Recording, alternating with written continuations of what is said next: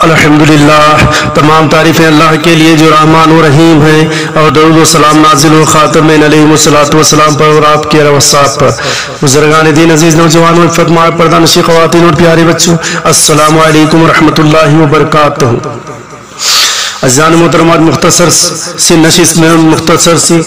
تراویح کے فضائل اور مسائل کو سمجھنے اور جاننے کی کوشش کریں گے۔ عزیزان محترم، تراویح جو ہے ہر مسلمان مرد و عورت و عاقل سب کے لیے بالاجماع جو ہے وہ سنت موقدہ ہے، یعنی جماعت کے ساتھ ادا کرنا بھی سنت موقدہ ہے، اور تراویح کی نماز بھی جو کیا ہے وہ سنت موقدہ ہے، اس کا ترک جائز نہیں ہے۔ اگر کوئی وجہ اور اسباب ہو اس کے بنا پر یہ نماز کو ترک کرنا جائز نہیں ہے۔ اور رہی بات دوسری، اسی فضائل کو رسول اکرم صلی اللہ علیہ وسلم نے ارشاد فرمایا، جو رمضان میں قیام کرے ایمان و احتسابوں کے ساتھ، ایمان کے ساتھ، ایمان کی وجہ سے اور ثواب کی غرض سے، ثواب کو طلب کرنے کے لیے، اس کے اگلے تمام گناہ بخش دیے جاتے ہیں، یعنی صغائر گناہ تمام جتنے بھی گناہ ہوتے ہیں اللہ تبارک و تعالیٰ جو رحمان و رحیم ہے وہ بخش دیتا ہے۔ شرط یہ ہے کہ اللہ کی وجہ سے اللہ پر کامل ایمان ہونا چاہیے۔ کیا غرض سے؟ ایمان و احتساب کامل اللہ کی ذات پر، اس کی صفات پر، اس کی ہر حکم پر پورے ایمان کے ساتھ نماز ادا کرنا ہے، اور طلب ثواب کی نیت سے کریں گے تو اللہ تعالیٰ پچھلے تمام صغیرہ جتنے بھی گناہ کیے ہیں، کبیرہ گناہ کے لیے تو توبہ شرط ہے، مگر جتنے صغیرہ گناہ ہم نے کیے ہیں اللہ وہ تمام کے تمام بخش دے گا، وہ تمام کے تمام معاف کر دے گا۔ عزیزان محترم، شرط یہ ہے کہ پورے یقین کامل کے ساتھ نماز ہو، پورے اللہ کی ذات پر بھروسہ کرتے ہوئے پورے دل جمعی اور خشوع و خضوع کے ساتھ نماز ادا کرے، تب یہ بات ممکن ہو سکتی ہے۔ انسان پتہ نہیں کتنے گناہ کر دیتا ہے، اس کا وہ احاطہ بھی نہیں کر سکتا، اس کا وہ شمار بھی نہیں کر سکتا، مگر اللہ تبارک و تعالی رمضان کے مہینے میں ان تراویحوں کی نماز کے ذریعے سے بھی ان تمام پچھلے گناہ معاف کرنے کا اللہ وعدہ کرتا ہے، اور اللہ تو وہ ہے لا تخلف المیعاد، اللہ تبارک جو وعدہ خلافی نہیں کرتا، جو وعدہ خلافی نہیں کرتا۔ جس طرح کہ ہم وعدہ کر کے خلافی کر دیتے، وعدہ سے وفا نہیں کرتے، مگر اللہ کی ذات واحد ایسی ہے جو کبھی وعدہ خلافی وہ نہیں کرتا۔ اللہ جب خود وعدہ کر رہا ہے کہ میں تمام پچھلے گناہ معاف کر دوں گا، تو اس سے بڑی بات اور کیا ہونی چاہیے؟ بس ہمیں چاہیے کہ ہیلے بہانے بناتے ہوئے، بیماری کا بہانہ بناتے ہوئے، یا کوئی اور وجہ اور اسباب بتاتے ہوئے نماز کو ترک نہیں کرنا چاہیے۔ جہاں تک ہو سکے نماز کو ادا کرنا چاہیے، جہاں جیسے ہی ماحول ہو۔ اگر مسجدوں میں اجازت نہیں مل رہی تو گھروں میں اہتمام اپنے علماء طریقت کے ساتھ وہ اجازت لے کے نماز کو ادا کر سکتے ہیں۔ اب رہی بات تراویح کہتے کسے ہی، اس میں اختلاف ہے، 8 رکعت 12 رکعت 20 رکعت کا ہے۔ سب سے پہلے گرامر ہم جاننے کی کوشش کریں گے۔ بندہ یقینی جب طالب علم تھا، حضرت میران جی عابد خنوری قبلہ متضلع علی کے پاس جب صرف اور نحو کا گرامر ذکر رہتے، اس میں بھی ایک بات ذہن میں آ گئی، وہی بات میں آپ کو بتاؤں گا۔ سب سے پہلے یہ جانا ہے تراویح جو ہے وہ جمع ہے، اور اصل یہ نکلا کس سے؟ ترویحتن، یعنی ترویحہ، راحت دینا، سکون پہنچانے کو ترویحہ کہتے ہیں، یعنی ہر 4 رکعت میں تھوڑا آرام کرنے کو ترویحہ کہتے ہیں۔ اور اس کے بعد اس کا جس طرح کہ ہر ایک گرامر ہوتا ہے واحد، تثنیہ، جمع، 1 کے لیے، 2 کے لیے اور 3 کے لیے کیا لفظ بولا جاتا ہے۔ جیسے کہ مثال کے طور پر آپ کو تو السلام علیکم ایک بندے کے لیے کہہ رہے ہیں کہ تجھ پر سلامتی ہو، اور دونوں ہو تو کہتے ہیں السلام علیکم، تم دونوں پر سلامتی ہو، اور جمع ہو تو السلام علیکم، تم سب پر سلامتی ہو۔ اب اسی طریقے سے ترویحتن 4 رکعتیں، اسی طرح ترویحتانی 8 رکعتیں۔ اگر 8 رکعتیں اگر ہوتے نماز کے تراویح کے تو تراویح کیوں استعمال کیا گیا؟ پھر یہاں پر یہ کیوں استعمال کیا گیا؟ ترویحتانی کیوں نہیں استعمال کیا گیا، بلکہ وہاں پر تراویح استعمال کیا؟ اور تراویح جو ہے وہ 8 سے زائد ہے، یعنی جمع ہے۔ اور یہ بھی بتایا کہ جمع کی 2 قسمیں ہیں، ایک جمع خلت، ایک جمع کثرت۔ اور جو خلت ہوتی ہے وہ 9 افراد پر ہوتی ہے، 9 افراد کے لیے جو جمع کا صیغہ استعمال کرتا ہے وہ خلت ہوتا ہے۔ اور 9 سے زائد ہو، یعنی 12 سے زائد ہو، کم سے کم 12 ہو، اس سے زائد ہو سکتا ہے تو وہ کیا ہے جماع کثرت ہے، جس کے لیے الفاظ استعمال کرتے ہیں، اور تراویح ایسا ہے جو 12 سے زیادہ استعمال کرنے والے کے جمع میں یہ صیغہ آتا ہے۔ تو معلوم یہ ہوا 12 سے زائد تو 20 ہی ہوتے ہیں۔ تو علماء طریقت یہ بھی بیان کرتے ہیں کہ دن بھر کے فرائض اور وتر کو جمع کرنے سے 20 ہوتے ہیں، یہی اس کی وہ تشبیہ دیتے ہیں۔ تو یہ ایک وجوہات ہوئی اس کے بنا پر یہ کہا گیا۔ اور رہی بات دوسری، سب سے بڑی بات حدیث میں خود آتا ہے، کیا آتا ہے حدیث میں؟ ابن ابی شیبہ اپنے حدیث میں لکھتے ہیں کہ 20 رکعت تراویح حضرات صحابہ اکرام سے بھی ثابت ہے، اور یہی چاروں ائمہ اکرام اور جمہوری امت کا مذہب بھی ہے۔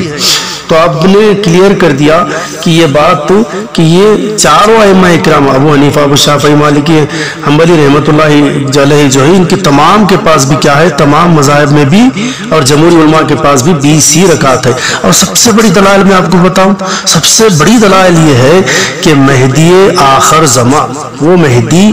جو معمور من اللہ ہیں، جو داعی اللہ ہیں، وہ مہدی جو خلیفۃ اللہ ہیں، وہ مہدی جو دافع ہلاکت امت محمدیہ ہیں، وہ مہدی موعود علیہ السلام نے بھی خود 20 رکعتوں کا اہتمام کیا۔ تو یہاں پر کسی طرح کی شک و شبہ کی گنجائش ہی نہیں۔ اب بات یقین میں ہو گئی جب میرا آقا مہدی موعود علیہ السلام نے پڑھ دی، وہ مہدی موعود جو ملحق بالانبیاء ہیں، جب انہوں نے پڑھ دی تو یہاں پر کسی بات کا شک و گمان نہیں، پورا یقین ہو جاتا ہے کہ یہی 20 رکعتیں کا اہتمام کرتے ہیں۔ تو 20 رکعتیں پڑھی جاتی ہیں، اور 4 رکعتوں میں جو بیٹھتے ہیں، یعنی ہم جو 20 رکعتیں 10 سلاموں کے ساتھ اور 5 ترویحہ کے ساتھ جو پڑھتے ہیں، ہر ترویحہ پر جو علماء ایک طریقت میں جو ہے 4 رکعت میں کتنے مقدار تک بیٹھنا بیان فرماتے ہیں، اتنی مقدار ترویحہ کے بعد بیٹھنا مسنون ہے۔ اس میں شرط یہ ہے کہ مقتدی حضرات اس سے پسند بھی کرے، یعنی بیزار نہ ہو جائے، بیزار کاہلی کا اظہار نہ کرے۔ بزرگان دین سے معمول چلا رہا ہے کہ آرام کرنے یا تسبیح وغیرہ پڑھنے کا آپ نے ان کو اجازت دی ہے۔ پھر فرماتے ہیں کہ ان ترویحہ میں اہل مکہ کا عمل یہ تھا کہ وہ ہر 2 ترویحہ کے بعد کعبۃ اللہ کا طواف کرتے تھے۔ اللہ اکبر۔ متاخرین فقہا نے اس وقت فیصلہ دیا کہ چاہے اس وقفے میں تسبیح کرے، چاہے تو خاموش بیٹھے یا تو درود پڑھے یا تو نماز پڑھے، وہ اسے اختیار ہے۔ اور مسئلہ یہ ہے ہر 4 رکعت پر اتنی مقدار، اتنی دیر تک بیٹھنا مستحب ہے جتنی دیر میں 4 رکعتیں پڑھے۔ اور 5ویں تراویح اور وتر کے درمیان اگر لوگوں پر بیٹھنا گریز نہ ہو تو سبحان ذی الملک ولا ملکوت کی دعاؤں پڑھنے کا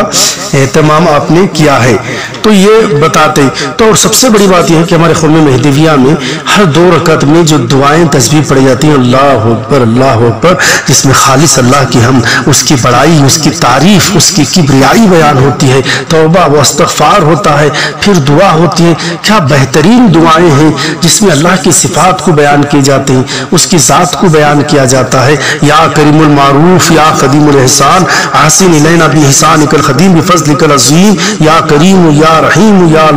اللہ۔ یہ ایسی کیفیت ہے، ایسا ذکر و اذکار ہے جس سے ایک والہانہ کیفیت پیدا ہو جاتی ہے، سننے والوں میں ہی عجیب کیفیت پیدا ہو جاتی ہے۔ اگر جسے یاد ہو تو وہ پڑھے، اگر یاد نہ ہو تو سننا بھی سنت موقدہ ہے، سننا بھی چاہیے، سننے کا بھی اہتمام آپ کر سکتے ہیں۔ اور رہی تیسری بات، تراویح کے لیے قرآن مجید کا پڑھنا سننا بھی سنت موقدہ ہے۔ اگر تراویح حفاظ کرام اگر موجود ہو وہاں پر ہیں تو جیسے کہ مہدی موعود صاحب نے بھی اجازت دی ہے، تو اس طریقے سے تراویح اگر پڑھے تو ان کا طریقہ تو ان کو بخوبی اس بات کا علم ہوتا ہے کہ پہلی رکعت میں سورہ فاتحہ سے پہلے ثنا، پھر تعوذ اور بسم اللہ پڑھنا ان کے لیے سنت، جبکہ دوسری رکعت میں سورہ فاتحہ سے پہلے صرف بسم اللہ پڑھنا سنت ہے۔ البتہ مقتدی کے لیے حکم یہ ہے کہ وہ پہلی رکعت میں صرف ثنا پڑھ کے کھجائے، جس طرح کہ ہمارے پاس جو طریقہ بزرگان دین نے بتایا ہے وہی طریقے کو رائج کرتے ہوئے آہستہ دل میں ہم سورہ فاتحہ کا اہتمام کرتے ہیں۔ اگر حفاظ کرام اگر موجود ہو، اگر حفاظ کرام نہ ہو تو 10 سورتوں سے بھی نماز ہو جاتی ہے۔ فتاوی عالمگیری میں بھی ہے اگر کسی وجہ سے ختم نہ ہو تو سورتوں کی تراویح پڑھے، اور اس کے لیے بعضوں نے طریقہ رکھا ہے علم ترا کیفا سے آخر تک دوبارہ پڑھنے میں 20 رکعتیں ہو جاتی ہیں۔ اور مہدی موعود علیہ السلام نے خود فرمایا ما تیسر القرآن کے تحت کہ اگر نہیں آتا تو کوئی بات نہیں، اگر نہیں نہیں ہیں تو آپ کیا کرو 10 سوروں سے نماز کو تراویح ادا کر لو، اور جہاں موجود تھے تو آپ نے ان کو اجازت دی قرآن ختم کرنے کی بھی، اور 30 تراویحوں کا بھی وہاں پر اہتمام ہوتا تھا۔ تو یہ عزیزان محترم اللہ تعالیٰ ہمارے ظرف کے مطابق ہے، اگر ہم پڑھ لیں تو اس کے بعد ہم قرآن کی تلاوت خود بخود اگر کر لیں تو یہ ثواب ہم حاصل کر سکتے ہیں عزیزان محترم۔ اور اس کے بعد تیسری سب سے بڑی بات یہ ہوتی ہے کہ امام کا مسئلہ، اور امام سب سے پہلی بات عزیزان محترم یہ ہے کہ جو امامت کرتا ہو وہ تمام امامت کے فرائض سے واقف ہونا اس کے لیے ضروری ہے، یہ سب سے بڑی بات ہونی ضروری ہے، کیونکہ اس کے بڑے بہت زیادہ زائد مسائل ہیں، انشاءاللہ وقت نہیں، لیکن اسے اتنا علم ہونا چاہیے کہ وہ ادائیگی میں، قرآن کے پڑھنے میں، تلاوت کرنے میں، رکوع سجود کے ہر ایک مسائل سے واقف ہو، جس سے اس کی وجہ سے وہ سہو کب جانا ہے، سہو نماز کن ارکان کے ادا ہو جانے سے نماز فاسد ہو جاتی ہے، اور کیا ترک کرنے کی وجہ سے ترک کرنے کی وجہ سے نماز کا اعادہ کرنا پڑتا ہے، یہ سجدہ سہو جانا پڑتا ہے، اسے اس بات کا علم ہونا ضروری ہے۔ اتنے تو اس کے اندر قابلیت ہونی چاہیے، اگر قابلیت ہی نہیں ہے، اگر کسی وجہ سے اگر پڑھ رہی کوئی امام نہیں ہے اسے کو بنانی تو کوئی بات نہیں ہے، لیکن اتنا تو جاننا ضروری ہوتا ہے کہ یہ تمام مسائل سے وہ واقف ہونا اس کی ضروری ہے۔ اور دوسری سب سے بڑی بات یہ ہے کہ امام صحیح العقیدہ ہے، فلاں جگہ حفظ ہو رہا ہے فلاں ہو رہا ہے چل جانا بڑی بات نہیں، پہلے امام کا صحیح العقیدہ ہونا ضروری ہے، وہ عقیدہ صحیح ہے جو تمہارا عقیدے سے وہ میل کھاتا ہے، یعنی تم جو عقیدہ ہمارا جو مہدی موعود علیہ الصلوۃ والسلام پر جو عقیدہ ہے اس عقیدے پر کیا وہ امام صحیح ہے، سالم ہے، تو اس کی اقتداء ہمارے لیے جائز ہے۔ یہ ہر قوم ہر فرقے میں یہ بات موجود ہے، یہ کوئی نئی بات نہیں ہے، وہ ہر فرقے اپنی کتاب کے جلی حروفوں میں بڑے حروفوں میں اس بات کو لکھتے تھے فلاں فلاں کے پیچھے نماز ادا نہیں ہوتی، یہ مسئلہ ہے اور یہ شرائط بھی ہے، اسی لیے امام کا صحیح العقیدہ ہونا سب سے زیادہ ضروری ہے، اور ان مسئلے مسائل سے واقف ہونا اور دعاؤں کا ہر چیز کا اسے جاننا اس کے لیے نہایت ہی ضرور ہے، کیونکہ جب اسے ہی نہیں معلوم کہ سہو کب ہو رہا ہے، کیا غلطی اس سے ہو جا رہی ہے، تو وہ دوسروں کی امام جو ہے تمام لوگوں کی مقتدیوں کی نماز کی اپنے ذمے لیتا ہے، تو اسے زیادہ خوف ہونا، وہ زیادہ اس کے لیے علم ہونا، واقفیت ہونا اس کے لیے ضروری ہے۔ اور تیسری بات آخری میں یہ رہی کہ سب سے پہلے وہ نماز کو اطمینان سے بھی ادا کرنی، اتنی جلد بازی سے نہ ادا کرے، جیسے کہ مثال کے طور پر بعض لوگ کرتے ہیں رکوع کے بعد سیدھے کھڑے ہونے کو کیا کہتے ہیں، خوما کہا جاتا ہے، یہ تو آپ کو معلوم ہے۔ اسی طرح 2 سجدوں کے درمیان میں بیٹھنے کو جلسہ کہا جاتا ہے، یہ دونوں واجب ہیں، یاد رکھیے ان دونوں کس قدر اطمینان سے ادا کرنا بھی واجب ہے کہ جسم کے اعضاء اپنی جگہ پر پرسکون ہو جائے، جسے تعطیل ارکان کہتے ہیں، جس کی مقدار ایک تسبیح یعنی سبحان ربی الاعلیٰ کے برابر ہے، اتنی تو مقدار بیٹھنا ہے۔ اس لیے قیام، رکوع، خوما، سجدہ، جلسہ وغیرہ خوب اطمینان سے اچھی طرح ادا کرنا چاہیے، اس میں جلدی ہرگز نہیں کرنی چاہیے۔ بعض لوگ رکوع میں جاتے ہی فوراً اٹھ کھڑے ہو جاتے ہیں، یا رکوع سے اٹھتے ہی سجدے میں چلے جاتے ہیں، اطمینان سے خوما نہیں کرتے، یا پہلے سجدے سے سر اٹھاتے ہیں تو دوسرے سجدے میں چلے جاتے ہیں، اطمینان سے جلسہ نہیں کرتے، تو یاد رکھیے یہ گناہ ہے، اور ایسے لوگوں کے ذمہ یہ نماز دوبارہ ادا کرنا واجب ہے، دوبارہ ادا کرنا واجب ہے۔ اور بعض لوگ ایسے ہوتے امام اللہ اکبر کہہ کر سجدے میں نہیں چلے، وہ اللہ اکبر ہی نہیں کہتے، وہ رکوع میں چلے جاتے ہیں، امام سے پہلے سجدہ کر کے وہ اپنے آپ کو گدھے بنا لیتے ہیں۔ تو یہ سب چیزوں کا واقفیت ہونا ضروری ہے، اور تراویحوں کا اہتمام کرنا اور اس کے تھوڑے بہت سے مسئلے مسائل کا واقف ہونا ہمارے لیے ضروری ہے۔ اگر ایسے بہت سارے مسائل ہیں، جیسے کہ ہم نے تراویح کی نماز کے لیے جماعت میں شریک ہوئی، اب ہم نے فرض ادا کر لی، کوئی وجہ سے 2 رکعت 4 رکعت تراویح کے چھوٹ گئے، پھر ہم نے وتر جماعت سے پڑھ لی، تو اس کے بعد ہمیں کیا کرنا چاہیے؟ اس کے بعد ہمیں یہ کرنا چاہیے کہ فجر کی نماز سے پہلے تک وقت رہتا ہے کہ ہم دوبارہ وہ 2 جو چھوٹ گئی تھی نمازیں وہ ہم دوبارہ پڑھ سکتے ہیں۔ اور دوسری بات رہی ہے تو سب علماء ہے، آپ کو معلوم ہی ہے کہ جہاں حفاظ قرآن ہوں تو وہاں کی جماعت کے وہ مسجد کے امام و مرشد ہوتے ہیں، وہ عشاء پڑھاتے ہیں تو وہی وتر بھی جماعت سے پڑھاتے ہیں، جو وہاں کے حفاظ ہوتے ہیں وہ صرف تراویح کا وہاں پر نماز کو ادا کرتے ہیں۔ یہ مسئلے مسائل ہیں بہت سارے، لیکن ہم مختصر آپ کو بتائے کہ اتنا تو معلوم ہونا ضروری ہے ہم اور آپ کے لیے، تاکہ ہماری نمازیں اہتمام کے ساتھ ہو سکے۔ اب آپ یہ بھی سمجھیے کہ اب وہ قانون کی طرف سے کس طرح سے ہمیں حکم عائد ہوئے، اس طریقے پر مسجدوں میں ادا کرنی ہے، یعنی 4 گھر درجوں کے اگر کیسا وقت آ جائے تو بھی 4 گھروں والے گھر میں جمع ہو کر جب اپنے مرشدوں کی اجازت سے وہاں بھی نمازوں کا اہتمام وہ کر سکتے ہیں، مگر مسجد کے حساب سے وہ محروم ہوتے ہیں۔ لیکن ہم اپنے عقیدے کی بچانے کے لیے، تحفظ کے لیے ہم اگر دور دراز میں رہتے ہیں تو ہم یہ نماز کو ادا کر سکتے ہیں۔ یہ تراویح سنت موقدہ ہے، عبادتوں کو ضائع نہیں جانا دینا چاہیے۔ اللہ نے موقع دیا ہے کہ زندگی کو غنیمت جاننا ہے، زندگی کے ہر لمحے کو، ہر وقت کو ہم غنیمت جانتے ہیں، اس کی قدر و قیمت کرتے ہیں، اس کی عبادت میں گزار کر استغفار کرنا ہے۔ زندگی عارضی ہے، موت یقینی ہے، اور ہم دوبارہ اللہ کے پاس جب لوٹ کر جائیں گے تو وہاں پر یہی اعمال ہمارے کام آئیں گے۔ اللہ سے یہی دعا ہے جو کچھ ہم نے سنا اور سمجھا اسے سمجھنے کی، اس پر عمل کرنے کی توفیق عطا فرما۔ اے میرے اللہ، ہم تمام کو حاسدوں کی حسد سے محفوظ رکھ، دشمنوں کی ہر ایک چال مکر و فریب سے ہمیں محفوظ رکھ۔